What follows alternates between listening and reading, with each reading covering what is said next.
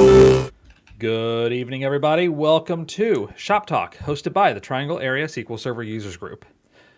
If this is your first time here at Shop Talk, welcome. If this is fewer than 24 times on Shop Talk, still welcome. If you're more than 25 times, how you doing? So at 25, you get a certified how you doing. It's a new Shop Talk rule. So what we do, this is just a little bit of after work banter on a Monday. Kick back, little water cooler discussion. Anders, you may be coming up on 25 if you haven't already hit it. So I'll give you a how you doing. But this is chat driven, question and answer. It's a discussion, rambling, a little bit of off topic wackiness. We do have a few topics for tonight, but if you have any questions, if you have anything you want to drop into chat, do so. I'll probably read it out loud. I might even mispronounce a word or two. We'll find out. Let's find out together. Speaking of together, I have with me over on this side, Mala. How you doing, Mala? Doing well. Good evening, everyone. Excellent. And a couple of notes before we dive into the topics of rambling discussion. First one is 2 conferences. Really the 2 separate notes, one for each conference. First one is SQL Saturday Atlanta. The BI edition is coming up on February 25th.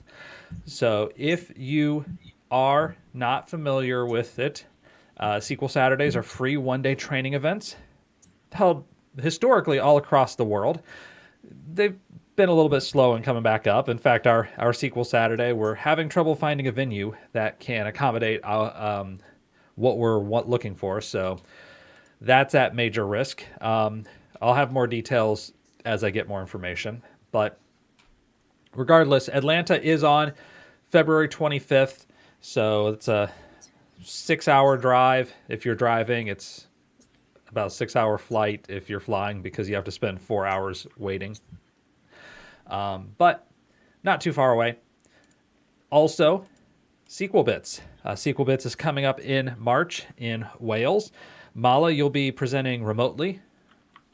I will be presenting remotely on 2 non-tech sessions. I responded to their request for more non-tech sessions. So this time I'm not a pro at non-tech sessions ever. I haven't done too many of them at all. But this is going to be a new one. I'm going to be presenting one on cross-cultural communication, which I'm still getting started on. And gosh, what's the other one? There is one more. Geez, I forgot what it is. There's one more non-tech presentation that I'm going to be doing. But anyway, BITS is also available virtually for those interested, and they have a fantastic lineup of sessions. So if you have a small budget, then highly recommend the virtual attendance if you want to do it. It's worth it. Yeah, so there you go. And Tracy will be there in person, so we're going to The second one is on ageism in tech. Okay. Ageism in tech. Okay, yeah. Age bias. So there you are. Mala's got 2 talks. Tracy's got some talks. She'll be in person over there. So regardless of whether you're in person or not, Shop Talk got you covered. Now, it turns out that I do have a second note because I remembered it as we went live. And that is Andy Leonard. Andy Leonard, if you remember correctly, he presented for us last Tuesday. We appreciated him coming in and coming in a little bit, not very much notice. We appreciate him having some schedule flexibility and helping us move another speaker to a little later in the year. But Andy has an offer. If you've been laid off recently or looking to begin a new career, and he is sharing his enterprise data and analytics premium level. A lot of content on here, a lot of learning opportunity. So recorded trainings on Azure, Azure Data Factory, SQL Server Integration Services, and the SSIS catalog that Andy helps put together. So there's a lot in here if you're looking to get into ETL and ELT. If you happen to have been laid off recently, he's got a sign-up page where you can get 1 year for free. That's awesome. Very nice of him. Yes, very much so. Yeah. And he mentioned that last time he did something like this, there were a lot of people who signed up. So hopefully, if you happen to be laid off, if you happen to be looking for a new career, maybe you're on the path to being laid off. Go check that out. Sign up, get some free training, and it might help propel you to a new position. And Mala dropped a link in here for Tracy and her talks for bits. So if you want to learn more about those, there's a YouTube link in here. But try to watch that afterwards. It's difficult to watch an interview while I'm also talking. So unless you're watching this after the fact, in which case you could probably splice the two fairly well. But for those of us in person, including me, we're not going to try that. So those were the high-level, hey, we want to let you know about some stuff notes. First topic of the night. The day I can't handle 3 streams at a time, I retire. I used to be that way, and then I took an arrow to the knee. Yeah, I don't know. Perhaps in my old age, I've slowed down. In other news, I am retiring. Yeah. Well played, Anders. I used to be that way in my ute, but actually, no, not really. I've never been that way. I can't listen to more than one conversation at a time because everything starts overlapping and blurring together, and I can't hear words. I just blame bad hearing, but really, I just don't pay attention. Yeah, I'm very strongly a single stream person too. I can multitask. I think that's a little bit different. But if you want me to pay attention to a conversation or listen to something, it's strictly one thing at a time. Yeah. No, it's auditory. Auditory is a single track, I suppose. First topic of the night. There's a blog post from Tracy from not too long ago. So I was hoping that she'd be here so that she could talk about it. But instead, we're going to talk about it in her stead.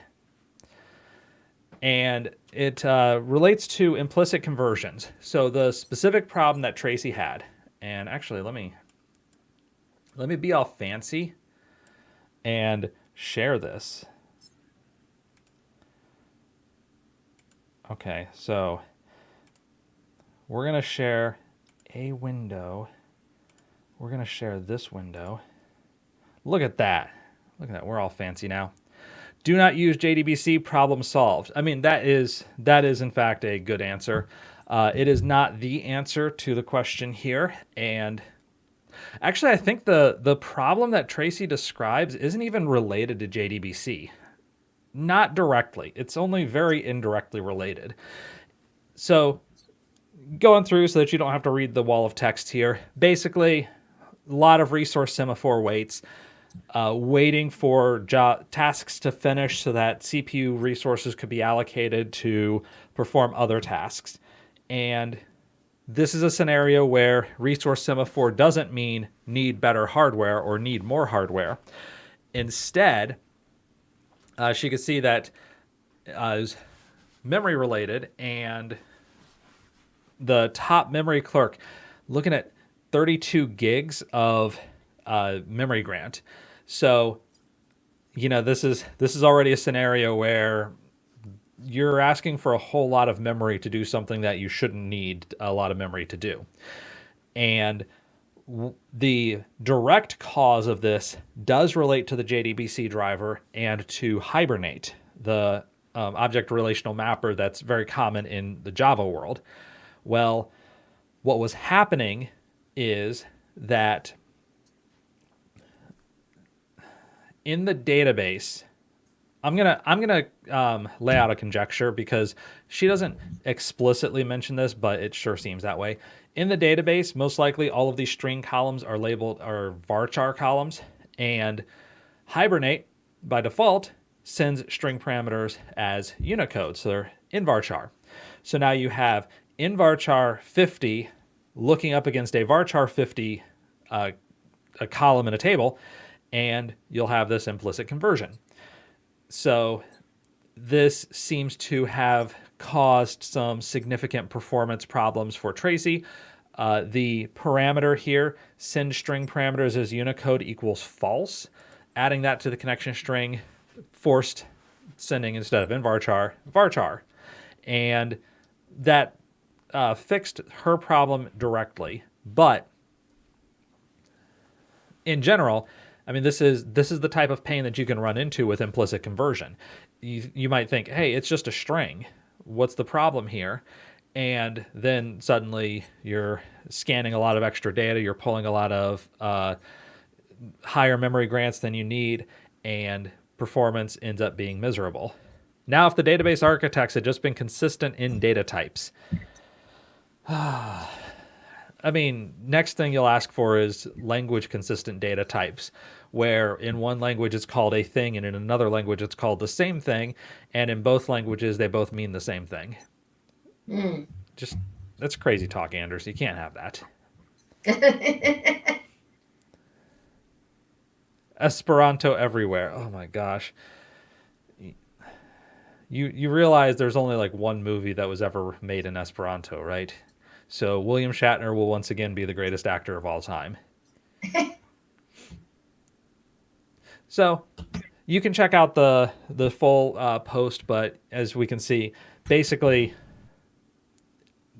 this simple fix certainly knocked out a lot of the performance issues in their database. In this case, I'm laying out the conjecture that most likely this was getting called an enormous number of times, and that going from invarchar to varchar for the parameters, I mean, that's going to be a solid idea. The more solid idea is to use invarchar everywhere, but that's a hill that I died on already, so I won't push too far on that one. But yeah, check out Tracy's post. If you do use Hibernate as an ORM, even if you don't use Hibernate, even if you're using something else, Entity Framework or some other system, just make sure that the parameters that you are creating when SQL Server gets called, that the data types match what the columns are in SQL Server. But as my most esteemed Exchange admin once said, the CPU sitting at 100% just means we're getting the most out of it. And Mala says here, it's also proof that the fan works. Yeah. So, kind of seriously, I don't fully disagree. It terminated 2 hours later. I don't fully disagree with the concept. I think that takes it about 30 percentage points too far. If you were saying, hey, my on-premises servers run at 70% load, then I'd say, yeah, you're probably well scaled, depending on what your expected growth period is and how well you can transition into higher growth. I remember a time when I was a DBA, when I was a junior DBA somewhere. I didn't have production access, and somebody, for some reason, somebody thought it's a good idea to have option recompile turned on all the procedures. So, the CPU went crazy. And then somebody from the server room came up and said, I don't know what's going on, but your servers are getting really, really noisy. I can't even sit there. It's so loud. Can you see what's going on? And then it was funny. Turning option recompile on all your procedures is a bad idea. Don't do it. Yeah. I mean, at that point, you're essentially saying, you know what? Who needs a play on cache?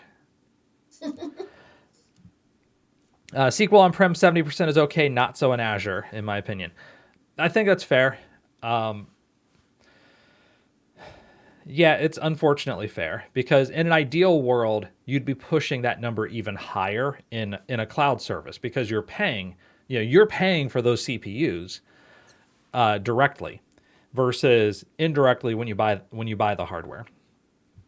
So in an ideal world, you are pushing that as close to 100% as you possibly could. In a true scaling world, the type of story that cloud providers love to tell you but isn't really true, at least when it comes to databases. In a true scaling world, you basically scale up and down as you need CPU, as you need RAM, as you need those additional resources. So that would be nice, but in practice, scaling up or down a database usually leads to downtime, especially in Azure. And so it doesn't really make sense to push yourself at the very edge, knowing that when you hit that edge, you're going to have network resource problems. You're going to have weird problems that arise, and you may not even be able to diagnose them because you won't even be able to access the servers. There is some extra overhead. There are additional services running. You may have noisy neighbor problems. There are a number of things that come into play in a cloud provider that we don't have to think about on premises when we own the hardware. Solomon says, haven't had a chance to read her post yet, but guessing that A, you're correct about data types, and B, the real issue is that the collation is a SQL Server collation. Implicit conversion itself isn't the problem. It's that particular collation. A Windows collation shouldn't have that problem. Yeah, Solomon, you're right. I'm assuming that it's the default collation, the SQL standard, Latin, blah, blah, blah, that 90% of SQL servers have installed because that's the default. Nobody ever thinks to change it. But yeah, you are correct. That is some good nuance. And Solomon also has a blog post from about 6 years ago that I vaguely recall, but certainly didn't recall at the time. So I'm going to copy that link and link to it again in the show notes. Check that out. Updating show notes live.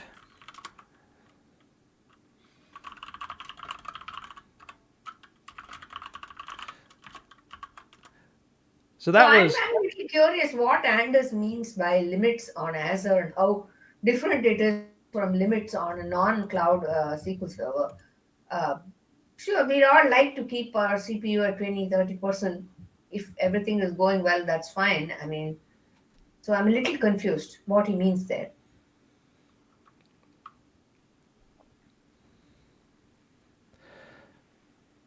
Noisy neighbor, server suddenly moving. Yeah, so I think those are some of the factors Anders is talking about that causes, that makes it so you don't want to push near 100% on your cloud server.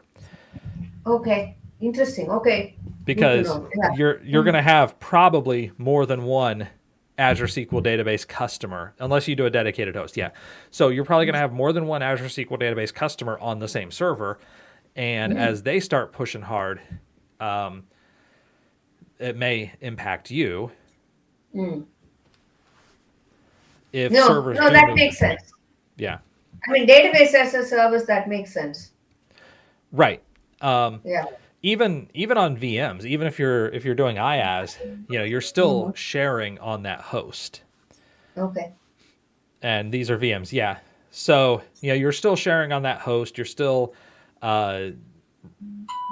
possibly getting affected by noisy neighbor. You're still possibly getting affected by network oddities, network blips. You are transiting a lot more over. Possibly transiting over public internet or through private link. So there's more places where things can blow up, and so having that additional overhead available to you limits the risk of things blowing up. No, that's fair. All right, so our next topic. The whole reason why I'm leaving this little bit up here is, let's drop in the next page. Brent Ozar. So Mala had wanted to talk about this topic. Ways to debug T-SQL code. And there are 3 ways here that Brent mentions. Number 1 is the use of print statements, which sometimes I'll do, although actually it looks like I do more of number 2 on here. Use raise error. No, I'm not going to pronounce it raise roar. It's raise error. I know that there's only one E in there, or razor roar. It could be razor roar. But no.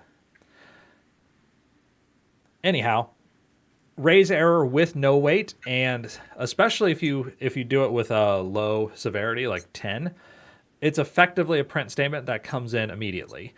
Mm-hmm. I'm not a huge fan of the print statement. I know, Andrews, you are. Long live the print statement. But Yeah, I use a lot of print. yeah, this is the reason why. So Mm-hmm. print does not output data immediately. So if you're in the middle of a loop and you want to know how many iterations of the loop have I gone through, and you want to print out maybe every 10 or 100 or 1,000 iterations, or even every one iteration if an iteration takes a while. Or cursors, Anders. Yes, this also, I mean, it also applies to cursors. But because print doesn't, yes, says the guy with a cursor presentation, right. I use select for those things. So you Just can, output a select whatever the variable or whatever I want to see. right, now you have a lot of result sets, and Yeah, Management Studio freaks out after a certain number of result sets. yeah. But if you use print, yeah, leave a select in and forget to take it out when you There is have that too. There is that too for sure. Yeah. 20,000 iterations. Yeah. But if you use print, it doesn't write out immediately. It will write out eventually. So you will eventually get a message that says, hey, we've hit iteration 5,000. We've hit iteration 6,000. But you don't see them immediately. Raise error, again, I will never pronounce it this way. It's not a very sargeable pronunciation of raise error. And if you specify severity level 10, or I think it's definitely below 16. If you go below 16, I just stick with 10. It's like 10 to 15, I think, is the safe range where it'll print out but not cause execution to halt or be considered a severe enough error to stop processing. Always use 23. Yeah, just burn the server down. Kill all connections, shut down the server. That'll be fine. Actually, I think, don't you have to be either the DAC or at least a sysadmin to even use a severity level that 21 or above? I thought you had to be on the dedicated admin control, but or connection, but I don't remember. Not sure you can on your own errors anymore. Yeah, I'm pretty sure you have to be using something like DAC to have an error that high. I tried before, just for the lulz, but didn't work out. So using raise error, this will write out immediately. So it does work great if you're using iterations, if you're using long running processes, if you have multiple steps of an extremely long procedure, an ETL job.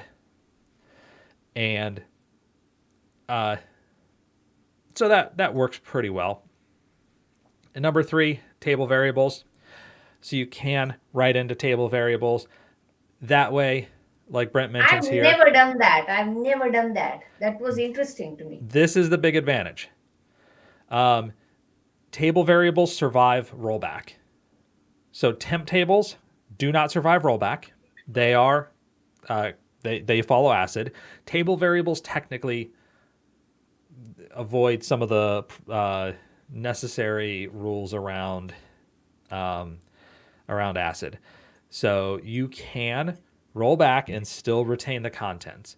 Makes it really good for error messages. So actually, when you're doing error handling in catch blocks and the like, things that are in table variables, you can retrieve in your catch block. You can retrieve it after the fact. You can make sure that regardless of what happens in your code, you will have this information available. So they ignore transaction. They ignore any explicit transaction.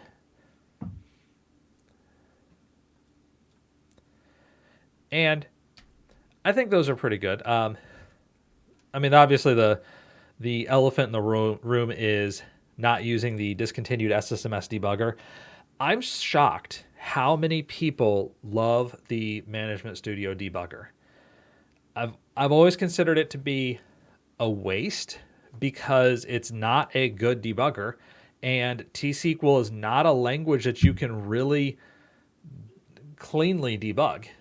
Yeah, you cannot do a step by step, and that's hard. It's not procedural in that way. So Not generally, no. I mean, yeah. there are obviously if you're running a stored procedure, okay, yes, that is procedural, but there are elements like the entire concept of I have one big query. I have one query. Well, you can't really step through it in the debugger.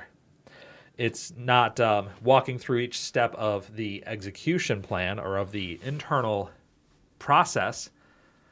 That would be interesting to debug, but no way to do that. And yet, bring back the debugger is this crazy level of support and seems to be one of the most popular themes since they took it out in SSMS 18. So I prefer, as Brent mentions here, yeah, I typically will use raise error as well, and put that into the code, seed it with this debugging information.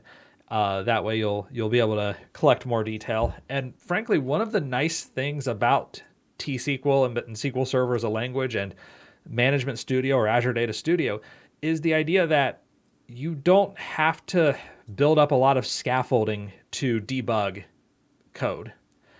If I have a stored procedure, I can take the stored procedure, copy the text, paste it into Management Studio, and start walking through it myself. I don't have to have applications or hooks into running code. I don't have to recompile code or try to set up a special workbench. Management Studio is the workbench, and so that makes I like that line, Kevin, that it is the workbench. Yeah, and that makes it a lot easier. I think this is one of the saving graces of how difficult T-SQL is to perform any sort of good unit and integration testing, is the fact that for automated unit and integration testing, especially automated unit testing, you're very limited in what you can do as true unit tests, but integration testing is extremely easy. And it's sort of the opposite for classic application code, where unit testing tends to be a lot easier. Good integration testing tends to be a lot harder. Once you start talking about UIs, like here's my web page, walk me through the process of logging in, walk me through the process of configuring an operation, of downloading some particular item, and that can get extremely difficult to do good integration testing. Whereas with SQL Server and T-SQL code, integration testing is pretty easy. We have our stored procedures, we have our SQL queries that we intend to write, and I can easily write the select queries. I can easily use transactions to execute whatever procedures I need to So check what my you results and roll mean back. by integration testing is integration with other database code, right, Kevin? So integration testing is, let's talk a little bit about that. So unit testing versus integration testing, because The unit testing is pretty easy. Unit testing is you test if the stored procedure works on its own. That's uncomplicated in a way to understand, at least. so Then I'd argue Mhm. stored procedures aren't even units to test. Oh, that's interesting. That the stored procedure is itself oftentimes an integration test, because for the stored procedure to work, you need to have the table set up, you need to have the views set up, you may need inner stored procedures. You have the guts of dependencies.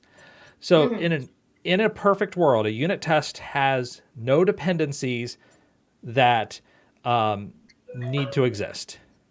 So quite often what we do is we mock out any dependencies.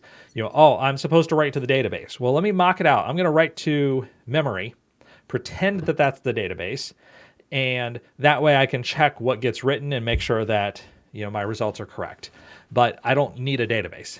Or I'm emitting results back to a server that will allow a user to view a page, and I can collect what results get emitted, and I can check those results without actually needing to set up a server or set up a page to display. So you are testing the thing itself, not any dependencies of the thing. All the dependencies are assumed to be in working order. By contrast, if I'm testing a stored procedure in SQL Server, we do have tables, views, we have maybe functions, we maybe have other procedures, we have all of these things that we expect to exist in a certain way, and we're trying to run a whole test. I mean, that's an integration test. You are testing that this stored procedure interoperates with my tables, with my views, with my other stored procedures, that the result set coming back from it is what we expect. Great definition, Kevin. My thought on integration testing is how it integrates with the application. That's how I've always viewed integration testing, is that if the procedures they're calling, if the app team thinks it works, because they don't call just this one procedure, they have a bunch of different calls. So if it works in unison with all that correctly, then I view that as integration testing, not just on the database end. Yeah, that's I'd say that's a macro level way of thinking about it, because you're getting to the core of it without fully diving into the answer. I'm trying to think of a nice way of saying it, versus you're not you got to the point but you missed it. So the application, when you think about, hey, I'm integrating with the application, that is, now we have code that is dependent upon what we have written, and we want to make sure that our dependencies are operating as we expect them to. So at that level, yeah, you're right.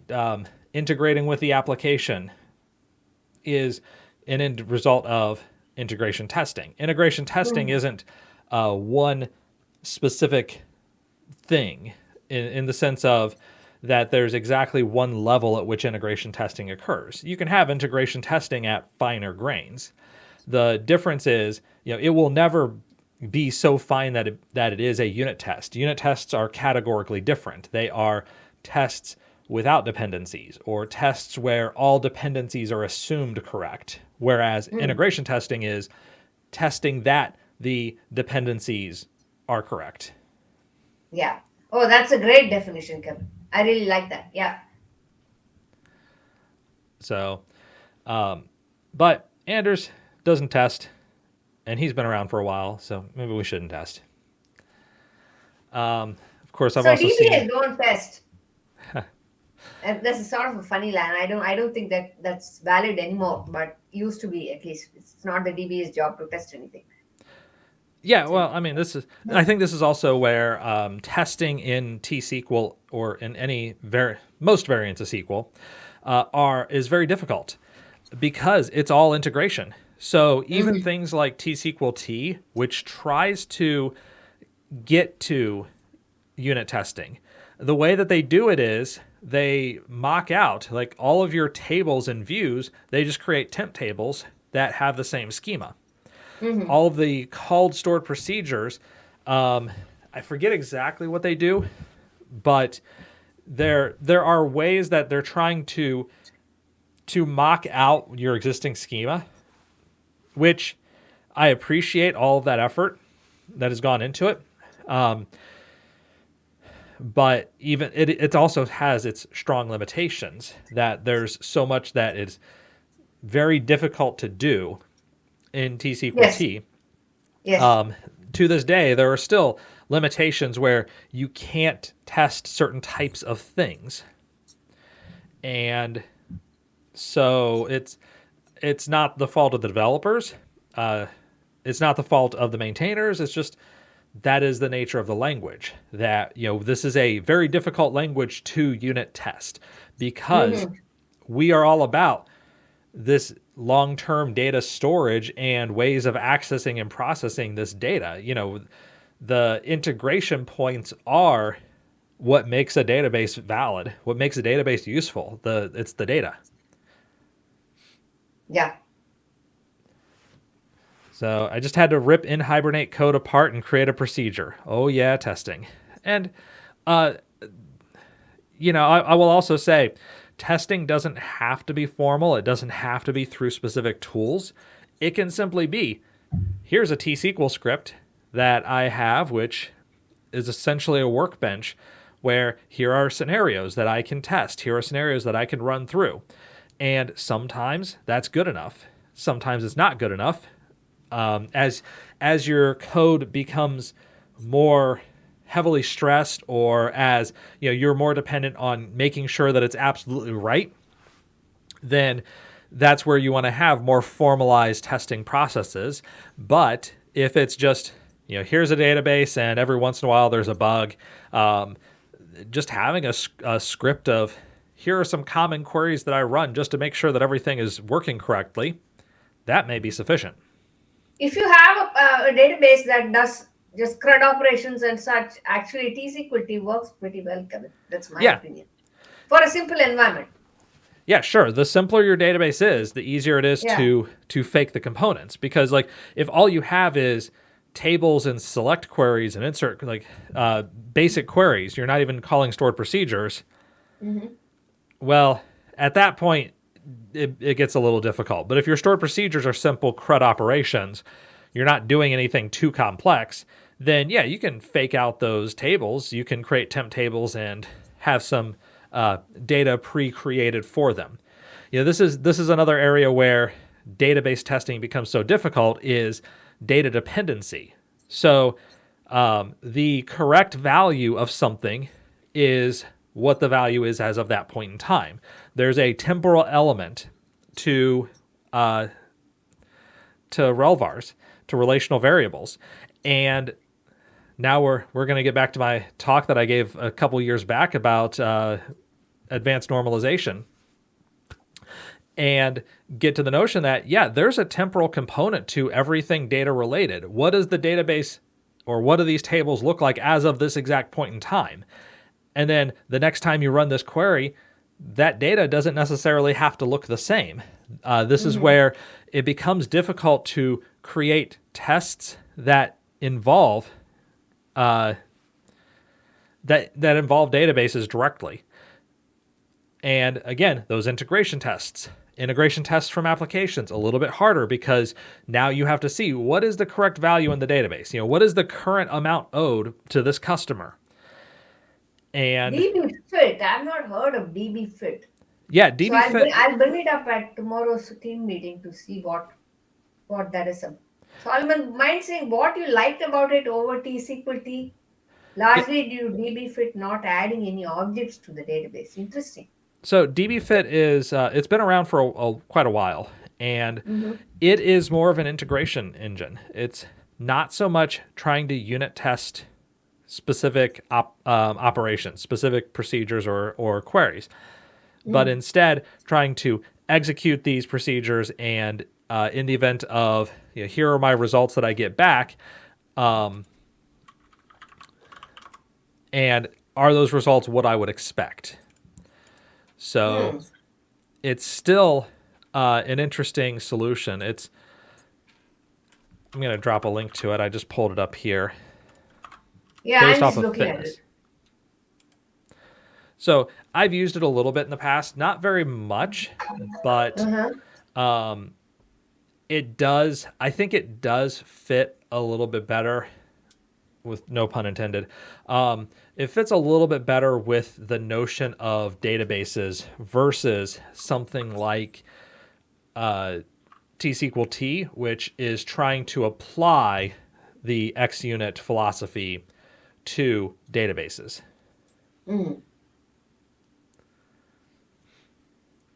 So there's a fair amount in the world of testing.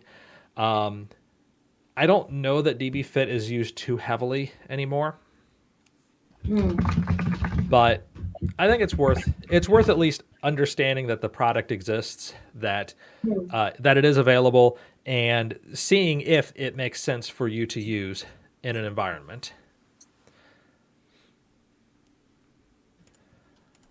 All right. Third topic for tonight. It's actually the last topic that I've got on the list. So I'm not saying we're going to stretch it. I'm just saying I hope that I have a lot of stuff to say. This comes from Male Salmon, who I would definitely want to try to pronounce that as salmon, which gives away my regional accent. But Male has a post here about concepts of commenting. And this is specific to R, but I think that there's a lot which you can generalize. And then I also want to talk about an idea. I haven't convinced myself either way on this. So let's start with what Mail has. The art of readable code. I like that code from what I'm reading here. The purpose of code commenting is to help the reader know as much as the writer did. I don't know if that's possible, but I think that the goal is certainly nice. Yeah.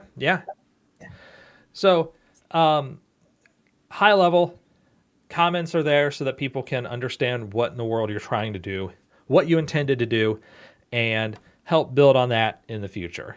And then the first point is comment as little as possible. I think that's a good point. Use comments to explain why, not what or how. That, I believe, is very important. Comments, make code readable. Comments should be for intentions. Exactly. They should be about the why. This is why I chose to try this approach versus this other approach. Or one area where I would emphasize a little bit more in terms of comments is this is some extreme pain point. I have tried 4 different ways to do this, or several developers in the past have tried A, B, C, D, E, and F, none of which worked. If you want to try one of these things, you're welcome to, but it probably won't work. And if you have a G, at least realize that this particular complex or finicky or strange bit of code is here because it was necessary. We start looking at code and thinking, oh, this is awful. This is some awful code. But then you begin to realize sometimes code looks awful because the business rules defining it are complex. And what are you showing, Kevin? This is just a black screen. Uh-oh. It's showing here. So I'm just seeing a black screen. Oh, interesting. I'm gonna go right now to my. Yeah, Anders is seeing it. Okay, so I didn't have to pop up the Spaceballs VHS recording. Okay, so I'm looking at the Candlexy feed. I think that's never mind. The whereby feed. Ah, okay. Yeah, so the link is in chat, and if you're not able to see it, if something weird's going on there, at least you'll be able to read as well. But basically, you can see areas that this is very complex code, and it's because the business rules around this are even more complex, or things have changed. There's a lot of exceptions that have been put into place over time, and sometimes you can generalize it. Sometimes you can simplify it. Having details on why things are the way they are, and not just because Anders said so, can help us make those decisions down the line. But it could also be, hey, we've tried in the past, but here are the limitations. Sometimes those limitations are technical. Sometimes they're language specific limitations. Sometimes it's not so much that there was a limitation as it was business rules evolving over time. So, the purpose of commenting, help the reader know as much as the writer did. This is also true, especially even if you are the reader and the writer, most likely at the time that you wrote that code, you have more context, you have more information, you have more of a concept of what exactly that code is supposed to represent or do than 6 months from now when you're trying to revise some code or fix a bug or something. This code is stupid because I had to make it act like the old code, which was calculating things wrong. Actual comment in a reporting procedure I wrote. Yeah, I've been there, done that. For legal purposes, these numbers have to come out the same, even though the calculation was incorrect.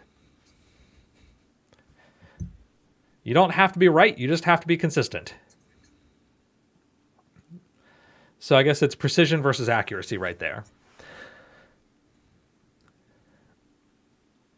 Now,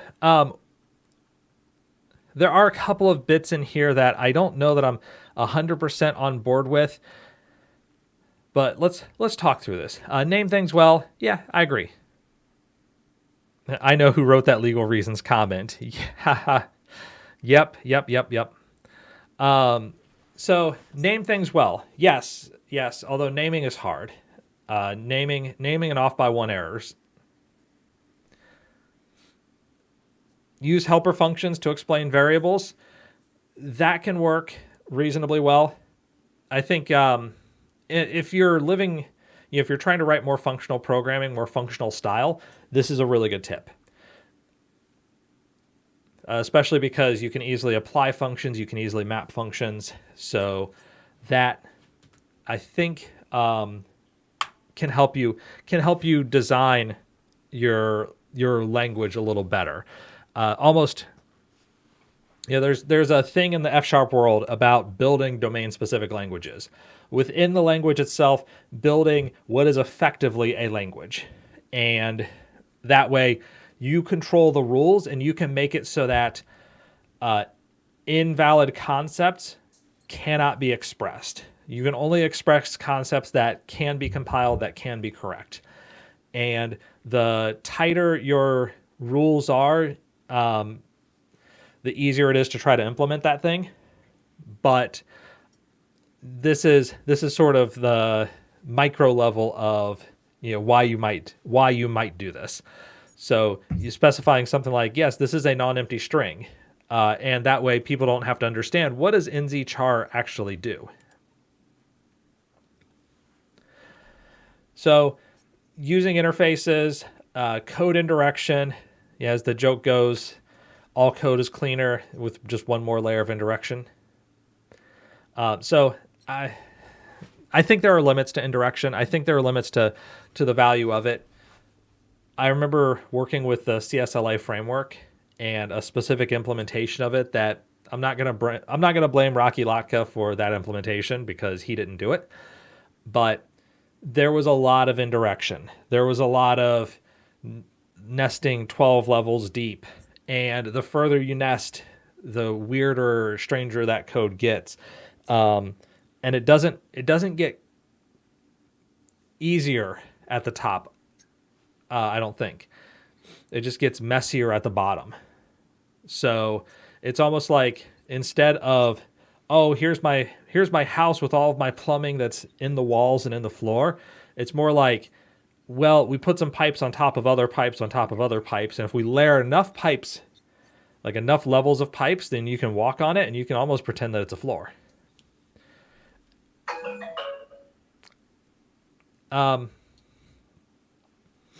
Think twice before adding comments on your own pull requests. The idea here being, if it's so important to comment on the PR, maybe you should have a comment itself. And that can be useful information. Sometimes those PR comments are more meta commentary or procedural, in which case, yeah, you don't need that in the code. And there are a couple of other pieces in here that are specific to R, like R oxygen for documentation, auto-generated documentation. So one thing that I did want to try to throw out the idea of, I'm not sold on this, but that is the idea that some languages either necessitate or strongly benefit from more comments than other languages. Interesting. And maybe taking this slightly further.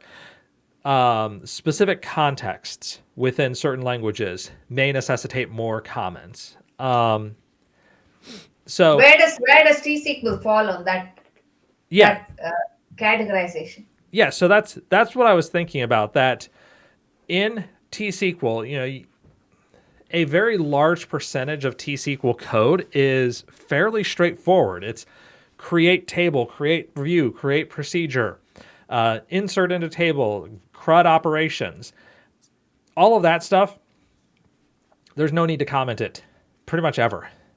So that may be 90 to 95% of your code base, maybe even 98, 99%.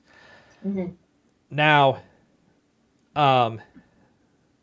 the areas where you would comment are areas that are unexpected, particularly difficult, somewhat convoluted, or you're performing some operation that you expect a lot of people don't necessarily know about or wouldn't immediately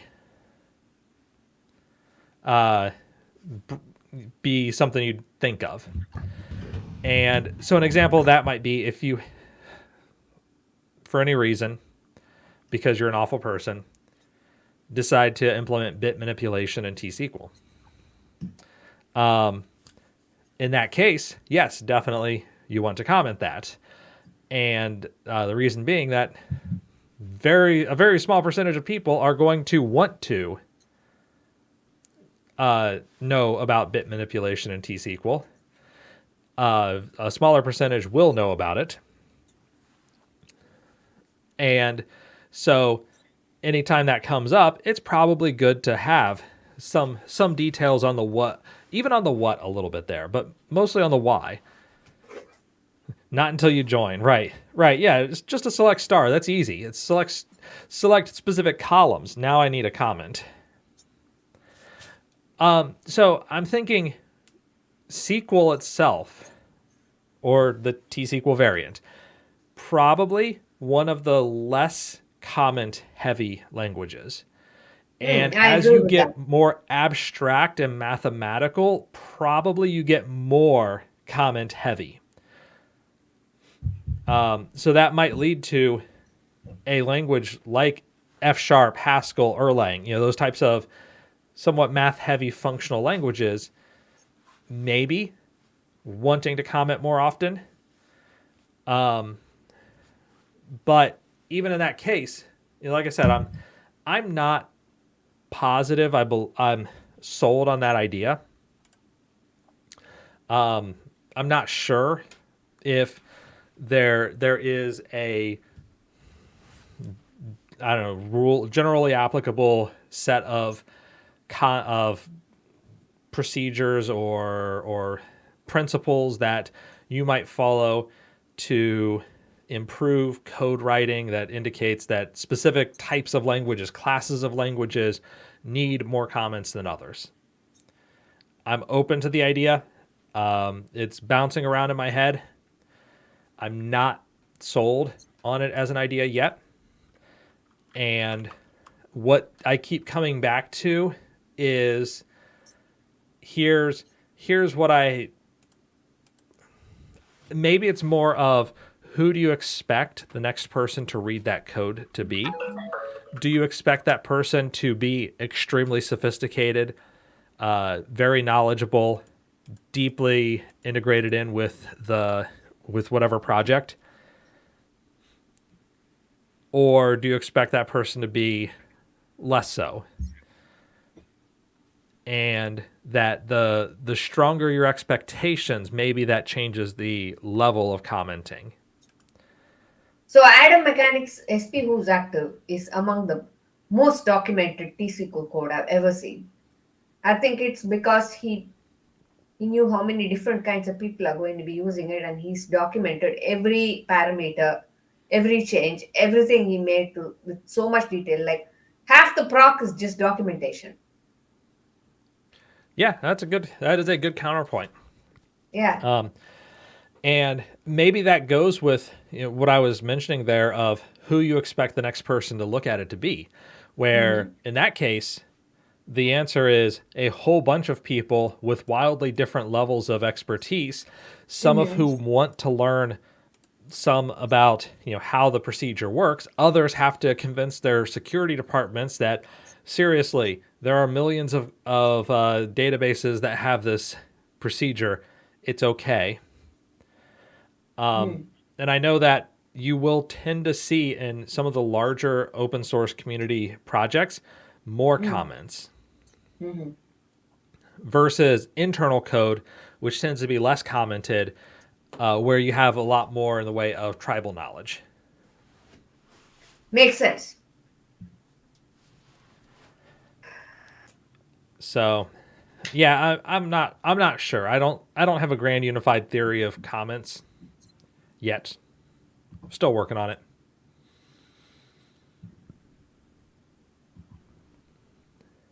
I think it is very strongly an independent thing. There is no, but commenting is a good thing. I think we can all agree. Yeah, and we probably do not quite as much as we should. Then we get into documentation. So, but I think that's a topic that we should talk about another day. I can talk a bunch about documentation. That's a whole, like I said, it's.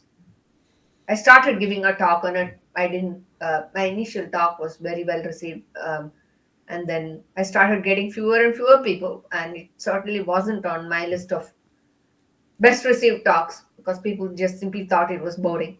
So that presentation is canned. Oh, that'll happen. That's okay. Yeah, it was a learning experience. Yeah.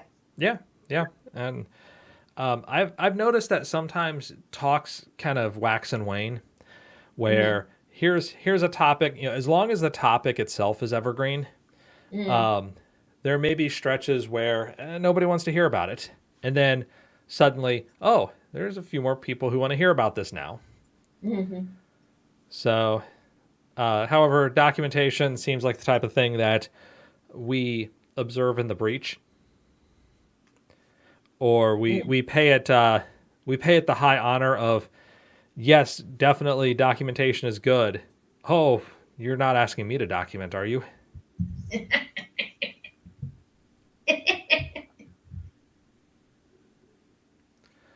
So with that, we've got just a couple of minutes before the top of the hour, but we'll send you some commercial breaks, or because we don't have any commercials. I once worked with a professional documenter. That was awesome.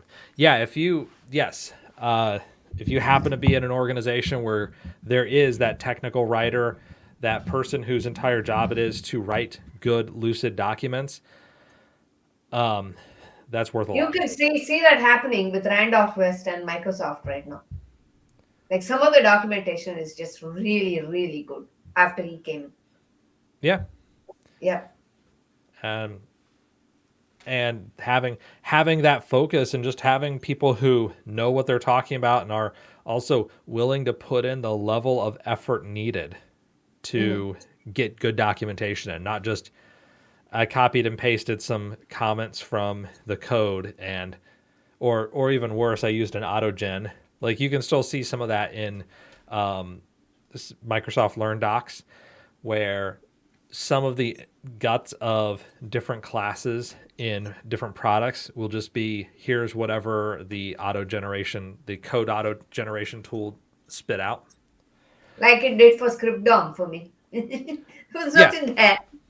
Nothing there I could go by, and unless, thank God Arvind was such a nice, approachable, friendly guy. Without that, it would have been really hard to understand how this thing even works.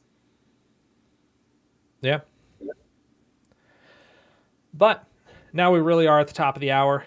So with that, we're going to wrap things up. Remember, we are actually done with meetings for the month. Our next meeting, February 14th. So we'll have our advanced DBA meeting, and then main meeting on the 21st. BI and data science meeting on the 28th of February. We'll have shop talk again on Monday the 13th. and Monday the 27th. So if you do the math, that's 5 separate meetings in the month of February. Hopefully we'll see you at least a couple of those. But until we do see each other again, everyone, take care. Good night.